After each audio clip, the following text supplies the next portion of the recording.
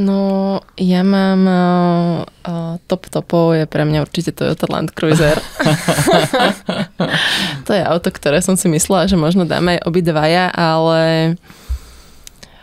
je to taká čerstvejšia novinka, povedzme, a ozaj je to všestranné auto, v podstate vieme, že je veľmi schopné v teréne,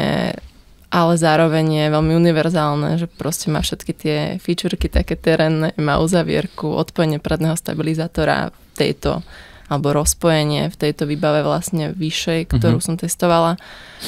Ale zároveň je veľmi, veľmi civilné, je tam kopec priestoru, je veľmi pohodlné na to, že je tiež postavené na ráme, že v podstate by človek čakal nejaké trošku takéto rozkolísanie klasické, ale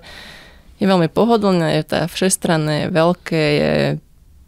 je aj veľmi kvalitne spracovaný ten interiér, takže toto je určite moja topka. A pozerám, že či tu máme ešte niečo také, čo som nespomenula k nemu, ale asi je to také vystihnutie krátke.